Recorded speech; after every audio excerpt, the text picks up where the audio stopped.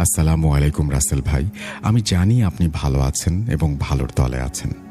আমি ব্রাহ্মণবাড়িয়া থেকে বলছি। আমার নাম সিয়াম। আমি ১০ম শ্রেণীর ছাত্র, ২০২৪ সালে এসএসসি পরীক্ষার্থী। ভূত.কমে এটা আমার দ্বিতীয় ঘটনা। ১৫৯ নম্বর এপিসোডে আমার প্রথম ঘটনা সিলেক্টেড করার জন্য রাসেল ভাইকে ধন্যবাদ। লেখায় কোনো ভুল ত্রুটি হলে ক্ষমা সুন্দর দৃষ্টিতে দেখবেন। প্রথমেই বলে রাখি আমি ঘটনাটা কিভাবে পেয়েছি। গত ২ দিন আগে আমি ফেসবুকে ভূত.কমের একটি ঘটনার স্ক্রিনশট পোস্ট দেই। তখন আমার একজন ফেসবুক ফ্রেন্ড আমাকে মেসেজ দিয়ে জিজ্ঞাসা করে আমি ভূত.কম শুনি কিনা বা কখনো ঘটনা পাঠিয়েছি কিনা। আমি তাকে বলি যে আমি একটা ঘটনা পাঠিয়েছিলাম এবং ওইটা সিলেক্টেডও হয়েছে। তখন উনি আমাকে বলেন ভূত.কম শোনেন তিনি, কিন্তু কোনো ঘটনা পাঠাননি। সাথে উনি আমাকে এটাও বলেন যে আমি কি তার জীবনে ঘটে যাওয়া একটা ঘটনা ভূত.কমে শেয়ার করতে পারবো কিনা। আমি তাকে সম্মতি জানাই এবং রাতে অবসর সময়ে কল করব বলে জানাই। আমি এখন ফাহিম ছদ্মনাম ওই ভাইয়ার ঘটনা তার ভাষাতেই বলছি। ২০১৮ সালের মাঝামাঝি অর্থাৎ রোজার ঈদের ১ মাস পরে আমার সাথে ঘটে যাওয়া একটি ঘটনা শেয়ার করব যা আমার জীবনকে এলোমেলো করে দিয়েছিল। আমার বাসা বাংলাদেশের ময়মনসিংহের কোনো একটা গ্রামে। যাই হোক, মূল ঘটনায় আসা যাক। আমার মা বাবা ২ জন সেদিন বাড়ির বাইরে ছিল, বাসায় শুধু আমি একা। আমার একজন বন্ধু বাদে সব বন্ধুরা আমার বাসায় একসাথে আড্ডা দিয়ে রাত ৯:৩০টার দিকে বাসায় চলে যায়।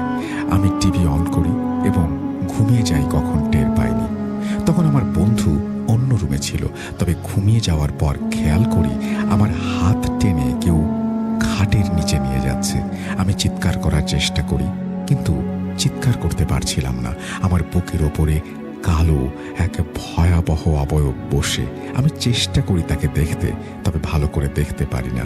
আমি ঘুমের মধ্যে দোয়া পড়তে শুরু করি যা পারি। ঠিক তার কিছুক্ষণ পর আমার বন্ধুর স্পর্শে আমার ঘুম ভেঙে যায়। সে আমায় জিজ্ঞাসা করে কি হয়েছিল। সে আমার রুম থেকে গোয়ানির শব্দ শোনে এবং তখন আমাকে ডাক দেয়। আমি তাকে সব খুলে বলি। সে তখনই হুজুরের কাছে নিয়ে যায় আমাকে। রাত ১১টা বাজে। হুজুর আমাদের ডাকে ওঠেন, আমাকে একটু দোয়া পড়ে পানি দেন। আমি পানিটা পান করে একটু স্বস্তি বোধ করি। এর কিছুদিন পরের ঘটনা। আমি রুমে বসে টিভি দেখছি। রাত ১০টা বাজে। ঠিক তখনই আমি বুঝতে পারলাম আমার কাঁধের ওপরে কিছু একটা চুল বা পাটের আঁশ এরকম কিছু আছে। তবে আমাদের বাসার ছাদ নেই, জাস্ট টিন শেড। আমি ভাবলাম হয়তো ওপর থেকে কিছু একটা উড়ে এসে পড়েছে, তবে হাত দিয়ে ওইটা বারবার সরাই। তবে পরে বুঝতে পারলাম এটা কারো চুল যা ওপর থেকে ঝুলে আমার কাঁধে পড়ছে। তখন আমার হাত পা কাঁপতে শুরু করে। তবুও একটু সাহস নিয়ে মাথা ঘুরিয়ে ড্রেসিং টেবিলের আয়নাতে দেখার চেষ্টা করি। যা ভাবছি তাই। এটা কালো একটা অবয়বের চুল যা দেখার সাথে সাথে আমি পুরোপুরি হাত পায়ের শক্তি হারিয়ে ফেলি। ঠিক তখনই হঠাৎ আয়নার কাঁচ ভেঙে পড়ে এবং কেউ একজন ধাক্কা দিয়ে আমাকে বিছানা থেকে নিচে ফেলে দেয়। তখনই আমার আম্মু আমার ঘরের শব্দ শুনে এসে কোনোভাবে ওখান থেকে আমাকে তুলে বিছানায় শুইয়ে দেয়। আমি তখন অজ্ঞান ছিলাম। আমার জ্ঞান ফেরে হাসপাতালে, কারণ আমার হাতে পায়ে কাঁচ ফুটেছে। ওদের সব বলি, ওরা বিশ্বাস করে আমার কথা এবং আমার আম্মু বলে আমি নাকি যেই সময় জ্ঞান হারিয়েছি উনি নাকি সেই সময় ওই কালো অবয়বকে দেখেছেন। পরদিন সকালে আমাকে হাসপাতাল থেকে বাসায় আনা হয়। আমি বাসায় এসে আমার হাত পা নাড়াতে পারছিলাম না। মনে হচ্ছিল কেউ আমাকে ধরে রেখেছে। আমি কোনো রকমে একটু সুস্থ হলে কাউকে চিনতে পারছিলাম না। বাজে কথা বলছিলাম এবং খাওয়া দাওয়া করছিলাম না। নিজের শরীর নিজে কেটে রক্তাক্ত করছিলাম। তারপর অনেক ডাক্তার কবিরাজ দেখারও হলো, কিছুই হলো না। একদিন নাকি আমি আমার ভাইকে গলা টিপে শূন্যে তুলে ধরেছিলাম। আমাকে প্রায় ১০-১২ জনেও ধরে রাখতে পারছিল না। এমনভাবে আমাকে নানা মওলানার কাছে নিয়ে যাওয়া হয়, কিন্তু সবখানে গিয়ে আমি নাকি এত খারাপ ব্যবহার করি যা আগে কখনো কারো সাথে করিনি।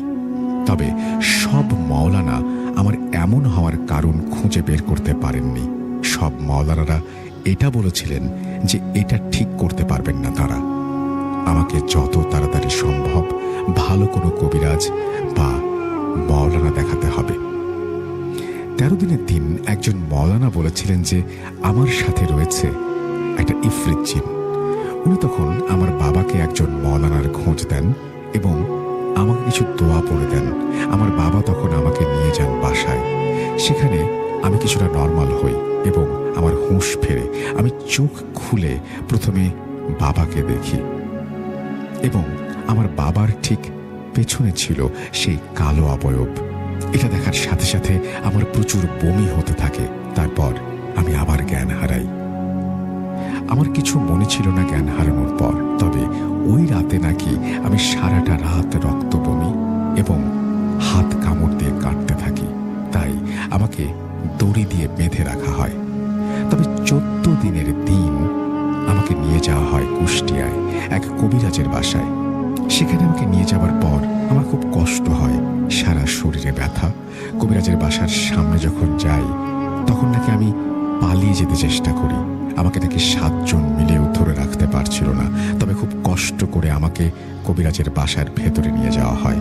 তবে আশ্চর্যের বিষয় হলো আমি ওখানে প্রবেশ করতেই আমার হুঁশ ফিরে আসে, আমি নর্মাল হয়ে যাই। আমরা যাই ওখানে দুপুরে, কিন্তু তখন কোনো চিকিৎসার ব্যবস্থা না থাকায় আমাদের সন্ধ্যা পর্যন্ত অপেক্ষা করতে হয়। যতটা সময় ওখানে ছিলাম আমি আল্লাহর রহমতে সুস্থ ছিলাম। আমাকে কবিরাজের বাসা থেকে এক পা বাইরে বের হতে দেয়নি। তবে শুনেছিলাম তিনি কবিরাজ না, তিনি একজন ইমাম এবং হাফেজ। সূর্য ডুবে যাবার পর আমার চিকিৎসা শুরু হয়। প্রথমে যখন উনি আমার কাছে আসলেন ঠিক তখনই আমি দেখতে পেলাম ওই ভয়ানক কালো লম্বা অবয়ব, যা একটা নয় পুরো 5টা ছিল, তারা আমাকে ঘিরে। আমি তখনই জ্ঞান হারিয়ে ফেলি। তবে আমি নাকি জ্ঞান হারানোর পর কবিরাজকে একটা থাপ্পড় দেই, আর সে কারণেই কবিরাজ আমাকে একটা বৃত্তের মধ্যে আটকে রাখেন। তখনই কবিরাজ শুরু করেন প্রশ্ন, কে আছে আমার সাথে, কোথা থেকে এসেছে, কি চায়, কে পাঠিয়েছে। তবে প্রথমে কোনো উত্তর না দিলেও পরে নাকি আমি কথা বলি। সব কথা ছিল আরবি ভাষায় এবং এক এক সময় এক এক রকম ভয়েসে। কবিরাজ মানে উনি ছিলেন হাফেজ এবং ইমাম, তিনি আরবি ভাষা বুঝতে পেরেছিলেন। কবিরাজ জিজ্ঞেস করেছিলেন, কে তুই, কি চাস? জিনটি বলেছিল, আমি ইফরিত জিন, এই ছেলেকে উৎসর্গ করা হয়েছে। হুজুর বললেন, এই ছেলেকে ছেড়ে দে, নয়তো তোকে বোতলবন্দি করব। আমার এই ছেলেকে লাগবে, নয়তো আমি সব ধ্বংস করে দেব। কে পাঠিয়েছে তোকে? কোনো কথা না বলে আমার শরীর ছেড়ে দিতে বলে। ইফরিত জিন মানতে রাজি হয় না। হুজুর রুকাইয়া করায় অবশেষে সে আমাকে ছেড়ে দিতে বাধ্য হয়। তবে যাবার আগে বলে আমাকে নাকি সে ছাড়বে না। টানা 3 ঘন্টা ধরে আমার জ্ঞান ছিল না। জ্ঞান ফেরার পর আমাকে একটা তাবিজ, 1 বোতল পানি এবং 1 কেজি লবণ দেয়া হয়। আমাকে আগামী 3 মাস কোনো মৃত বাড়িতে এই তাবিজ পরে যেতে মানা করে। তখন হুজুর আমার বাবার কানে কানে বলে, কে এই জাদু করেছে? তখন আমার বাবা ওটা শোনার পর খুব কান্না করেছিল, তবে আমাকে বলেনি। বাসায় আসার আগে কবিরাজ বলে দিয়েছিল কোথায় কি কাজ এবং কালো জাদুর জিনিস রাখা আছে, সেগুলো তুলে পানিতে ফেলে দিতে হবে। বাসায় আসলাম, শেষে কবিরাজের কথা মতো সবকিছু খুঁজে পাওয়া যায় এবং সেগুলো পানিতে ফেলে আমরা নষ্ট করে ফেলি। কি ভাবছেন ঘটনা এখানে শেষ? মোটেই না। এই স্বাভাবিকতা বেশি দিন ছিল না। কোরবানির ঈদ শেষ, 9 দিন পরে আমাদের এলাকায় এক বৃদ্ধা মারা যান। আমি ভুল করে সেখানে চলে যাই, যার জন্য আমার তাবিজটা নষ্ট হয়ে যায়, যেটা আমি টের পাইনি। তবে যখন রাত হলো আমি বুঝতে পারি আমার আশেপাশে কিছু আছে। আমি খেয়াল করে দেখি যে সেই ভয়ানক অবয়বটা। আমি ভয় পেয়ে চিৎকার করতে থাকি। আমার চিৎকার শুনে আমার বাবা মা আমার রুমে চলে আসে। আমি তাদের বলি যে আমি এই অবয়বটাকে দেখেছি। তখনই আমার মা আমাকে সেই লবণের প্যাকেটটা দিয়ে যায়, যেটা কবিরাজ দিয়েছিল। আমার হাতে দিয়ে আম্মু বলে, কিছু দেখে ভয় পেলে চারপাশে বৃত্ত করে লবণ দিয়ে দিতে, এতে কোনো ক্ষতি হবে না। আমি সেদিন আম্মুর পাশে ঘুমাই। তখনও বুঝিনি আমার তাবিজটি নষ্ট হয়ে গেছে। পরের দিন আমার কেন যেন খুব ভয় করতে শুরু করে। আমি বেশি কথা বলা বন্ধ করে দেই, একটু কম কথা বলতে শুরু করি এবং আমি কারো কথা শুনতে চাইতাম না।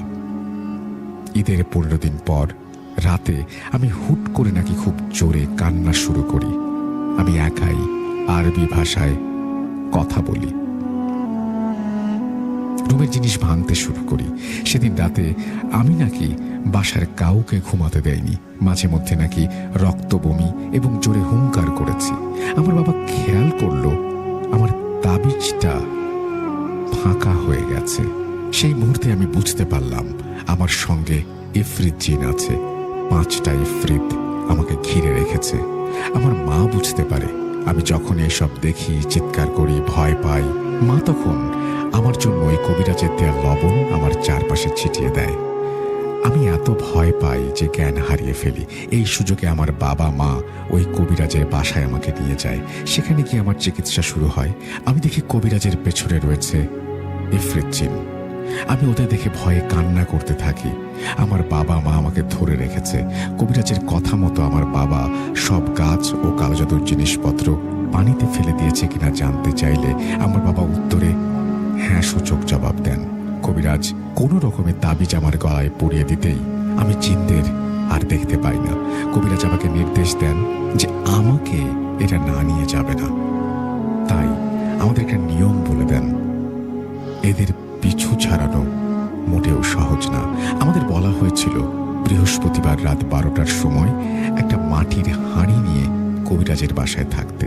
সেই মাটির হাঁড়িতে দোয়া পড়ে সেই পানি দিয়ে আমাকে গোসল করতে হবে এবং এক নিঃশ্বাসে একটা দোয়া পড়তে হবে। খেয়াল রাখতে হবে দোয়া যেন ভুল না হয়। আর গোসল করতে হবে 4 রাস্তার মাঝে। গোসল সেরে হাঁড়ি ভেঙে ফেলতে হবে। আমাকে দিয়ে ঠিক তাই করানো হয়। সত্যি বলতে কবিরাজের কথা মতো খেয়াল করলাম গোসল করে আসার সময়ে আমার নাম ধরে কেউ ডেকে উঠল। আমার দাদিমা আমাকে পেছনে তাকাতে নিষেধ করেছিল, তাই আমি পেছনে না তাকিয়ে চলে আসি। তারপর আমি আর তাদের দেখিনি। 40 দিন নিরামিষ খেতে বলেছিল। 40 দিন নিরামিষ খাই। আল্লাহর রহমতে এখন ভালো আছি। এই বলে ফাহিম ভাই ওনার জীবনের ঘটনা শেষ করেন। ঘটনাটি শোনার পর ওনাকে জিজ্ঞেস করি ঘটনাটি সত্যি কিনা। ফাহিম ভাই সত্যতা নিশ্চিত করেন। যদি ঘটনাটি সিলেক্টেড হয় ভূত.com এর মাধ্যমে শুনতে পাবো, আর যদি সিলেক্টেড নাও হয় দুঃখ নেই, ঘটনা পাঠিয়ে যাব। Thank you very much. আপনার ঘটনা চমৎকার, আপনি পাঠিয়েছেন, এজন্য আপনাকে অসংখ্য ধন্যবাদ। যারা এতক্ষণ পর্যন্ত শুনলেন তাদেরকেও ধন্যবাদ। আমরা চলে যাব আমাদের পরবর্তী ঘটনায়।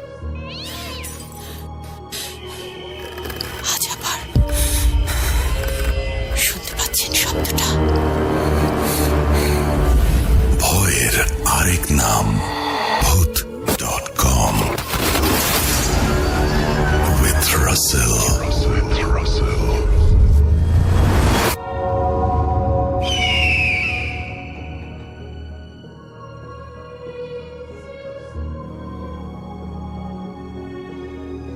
Welcome back. আপনাদের সবাইকে স্বাগত জানাচ্ছি আমি রাসেল। আশা করছি আপনারা সবাই ভালো আছেন এবং ভালোর দলে আছেন। আমিও ভালো আছি আর ভালোর দলে আছি। নতুন একটা ঘটনায় যাব, যেভাবে লেখা আছে আমি সেভাবেই পড়ে শোনাচ্ছি। প্রকৃতির এই খেলাই মূলত মানুষকে যুগের পর যুগ আবিষ্ট করে রাখে, যাকে সাহায্য করে রাতের অন্ধকার। এ কারণে ঘন কালো অন্ধকারে সাদা কোনো কাগজ দেখলেও পথচারী কিংবা গৃহস্থ ভূত বলে চিৎকার করে ওঠেন। এজন্যই বলা হয় মানুষ মূলত ভূতকে ভয় পায় না, ভয় পায় অন্ধকারকে। আসসালামু আলাইকুম রাসেল ভাই ও প্রিয় শ্রোতা বন্ধুরা। জিজ্ঞেস করলাম না কেমন আছেন, কারণ রাসেল ভাই আপনি সর্বদাই ভালোর দলে থাকেন। আমার নাম আস্থা, ছদ্মনাম। আমি নরসিংদী সদরে বসবাস করছি। এর আগে আমি এই প্ল্যাটফর্মে একটি ঘটনা পাঠিয়েছি, যেটি ভূত.com-এর স্পেশাল স্টোরি ভয়ঙ্কর বাড়ি নামে শ্রোতাদের মাঝে প্রচার করা হয়েছে। তার জন্য আপনাকে অসংখ্য ধন্যবাদ। আজকে আমি যে ঘটনাটি ভূত.com-এর শ্রোতাদের সাথে শেয়ার করব, সেটি আমার দুইজন পরিচিত মানুষের সাথে ঘটে যাওয়া দুইটি ঘটনা। ঘটনাটি আমার দুজন কাজিন আমার সাথে শেয়ার করেছে, আর তাদের এই ঘটনাটি আমি দুই ভাগে লেখার চেষ্টা করেছি। এটি আমার সেকেন্ড নোট। লেখার মাঝে কোনো ভুল ত্রুটি হলে ক্ষমা সুন্দর দৃষ্টিতে দেখবেন। পার্ট 1। ঘটনাটি আমার কাজিন বৃষ্টি, ছদ্মনাম, তার সাথে ঘটা। এই ঘটনাটির ব্যাখ্যা আমি আজও বের করতে পারিনি। বৃষ্টি ছোটবেলা থেকেই খুব ভীতু প্রকৃতির মেয়ে ছিল, কারণ অন্য মেয়েদের থেকে তার মধ্যে ভয়ের ফোবিয়াটা একটু বেশি।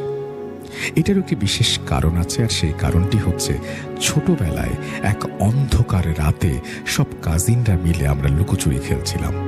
লুকোচুরি খেলা অনুসারে একজন 1 থেকে 10 পর্যন্ত গুনবে আর বাকিরা লুকাবে। সবার লুকানোর পালা থাকলেও দৃষ্টির ছিল খোঁজার পালা।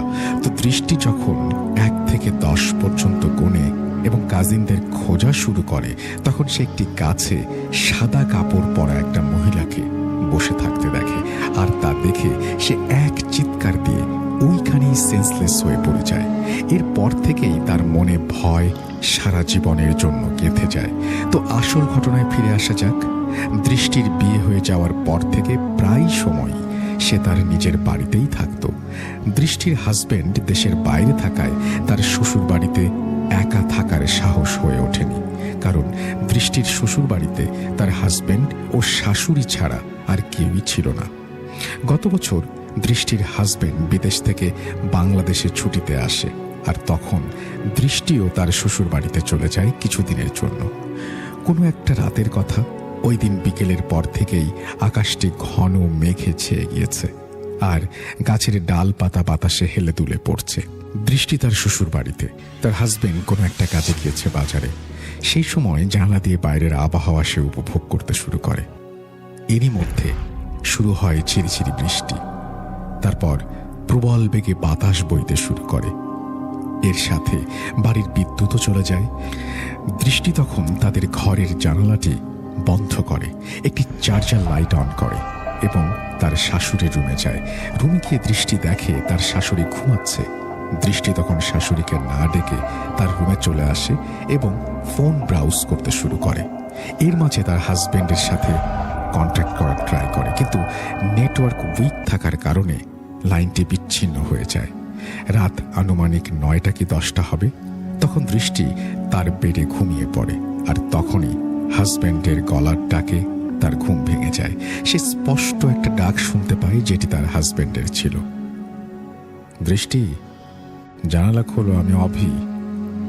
তখন দৃষ্টি তড়িঘড়ি করে বিছানা থেকে উঠে যায় এবং যেই না জানালা খোলে, তখন সে দেখতে পায় তার হাজবেন্ড বাইরে ভেজা শরীরে দাঁড়িয়ে আছে এবং তার হাতে আমের একটি ব্যাগ, যেটিতে অনেক আম ছিল।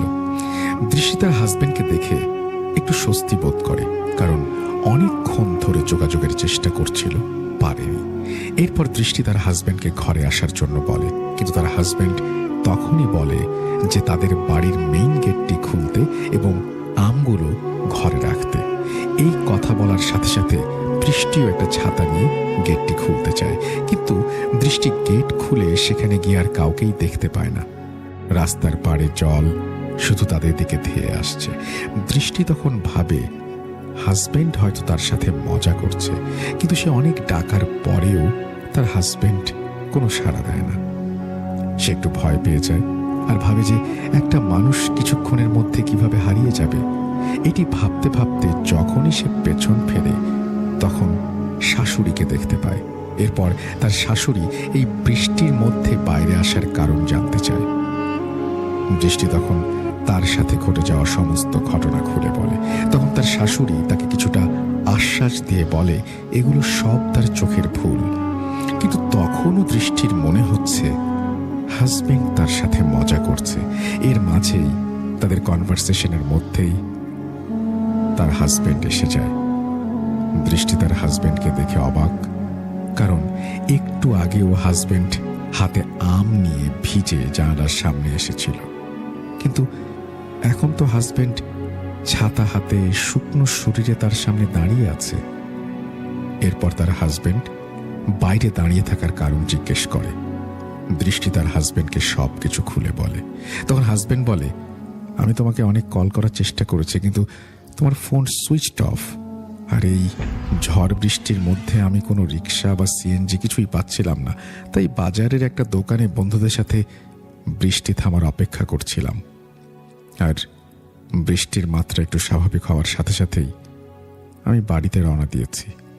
এসব শুনে দৃষ্টি অনেক বেশি ভয় পেয়ে যায়। তার হাজবেন্ডকে সে সবকিছু খুলে বলে। হাজবেন্ড এটা মজার ছলে হেসে উড়িয়ে দেয়, কিন্তু এমন একটি ভয়ঙ্কর এক্সপেরিয়েন্স দৃষ্টি কোনোভাবেই হালকাভাবে নিতে পারেনি। এর ব্যাখ্যাও সে পায়নি। পার্ট 2। এই ঘটনাটি আমার কাজিন রোহানের সাথে ঘটে যাওয়া একটা ঘটনা। রোহান ছোট থেকেই ইন্ডিয়াতে থাকে, আর গত বছর বাংলাদেশে আমাদের বাড়িতে ভিজিট করতে আসে। আমার সাথে ছোট একটি হরর স্টোরিও সে শেয়ার করে। রোহানের মতো করে বলার চেষ্টা করছি। দিনটি ছিল 31 ডিসেম্বর 2018। ওই দিন মোটামুটি সব মানুষই নতুন বছরকে স্বাগত জানাতে 31st নাইটের বিভিন্ন অকেশনে যায় বা নিজেদের মতো করে পালন করে। আর ওই দিন রাতে রোহান তার কিছু বন্ধুদের নিয়ে ডিসাইড করে তারা সবাই মিলে একটু লেট নাইট পর্যন্ত ব্যাডমিন্টন খেলবে। আর ওই দিন রাতে তারা প্রায় 2টার বেশি সময় ধরে খেলে। কারো কারো বাড়ি খেলার মাঠের সাথে থাকায় তারা তাদের বাড়িতে চলে যায়। খেলা শেষ করে রোহান ও তার 2 জন বন্ধুও বাড়ির উদ্দেশ্যে রওনা দেয়, কারণ খেলার মাঠ থেকে রোহানের বাড়ির দূরত্ব ছিল 600 মিটার, আর ওই 2 জনের বাড়ি মাঠ থেকে 2-3 মিনিটের। রোহানের 2 জন বন্ধুও তাদের নিজ নিজ বাড়ির সামনে আসায় তারাও নিজেদের বাড়িতে চলে যায়। রোহান হয়ে যায় একা। রোহান তখন তার সাথে থাকা একটা টর্চ লাইট নিয়ে বাড়ির উদ্দেশ্যে রওনা দেয়। নানা রকমের ভৌতিক কথা সে ভাবতে থাকে। বলে রাখা ভালো, রোহানদের বাড়ির আগে একটা পুরনো জুট মিল রয়েছে, যেটি অনেক আগেই বন্ধ হয়ে গেছে। তাদের এলাকার সবাই এই জুট মিলটিকে ভূতের আস্তানা বলেই জানে। এই জুট মিল নিয়েও রোহান অনেক ঘটনা বলেছে, সেটি না হয় আরেকদিন পাঠাবো। জুট মিলের কাছে আসতেই রোহান একটি জিনিস লক্ষ্য করল। মিলটির ভেতরে হলুদ রঙের লাইট জ্বলছে, কিন্তু মিল তো অনেকদিন ধরে বন্ধ। ভাবতে গিয়েই রোহান ভয় পেয়ে যায়। এর আগেও মানুষের মুখে অনেক ঘটনা শুনেছে। এরপর রোহান ভয়ে ভয়ে মিলটির পাশ কাটিয়ে যখন এগিয়ে যেতে থাকে, তখন পেছন থেকে তার ওই 2 বন্ধুর গলার আওয়াজ শুনতে পায়, যারা তার একটু আগেও পথের সঙ্গী ছিল। ভয়ে ভয়ে যখন সে পেছন ফিরে তাকায়, তখন দেখতে পায় স্বাভাবিকের চেয়ে বড় 4টি বিশাল কালো বেড়াল। এমন বেড়াল এদেশে মেলে না। বেড়ালগুলো রোহানের দিকে এমন ভাবে তাকিয়েছিল যেন এখনই তাকে অ্যাটাক করবে। রোহান কোনো কিছু না ভেবে ভগবানের নাম নিয়ে দৌড় দেয়। পেছনে ফিরে দেখার সাহসটুকুও তখন তার ছিল না। এক দৌড়ে বাসার গেইটের সামনে এসে মা বলে চিৎকার করে সেন্সলেস হয়ে যায়। পরের দিন যখন তার ঘুম ভাঙে, তখন তার শরীরে অনেক জ্বর। আর রাতের সব ঘটনা সে তখন তার পরিবারকে জানায়। এই ছিল আমার 2 জন কাজিনের সাথে ঘটে যাওয়া 2টি ঘটনা। ভালো লাগলে পড়ে শোনাবেন। লিখেছেন আস্থা বিশ্বাস। আশা করছি এই ঘটনাটি আপনাদের ভালো লেগেছে। যদি ভালো লাগে অবশ্যই আমাদের জানাবেন। এখনো পর্যন্ত যারা আমার সঙ্গে আছেন তাদেরকে অসংখ্য ধন্যবাদ। আজকে বিদায় নিতে হবে। কথা হবে আবারও খুব দ্রুত। সেই পর্যন্ত সবাই ভালো থাকুন, সুস্থ থাকুন। মোস্ট ইম্পর্টেন্টলি ভূত.com-এর সাথে থাকুন, অন্য ভুবনের সাথে থাকুন। আমাদের ওয়েবসাইটটি ভিজিট করুন। আল্লাহ হাফেজ।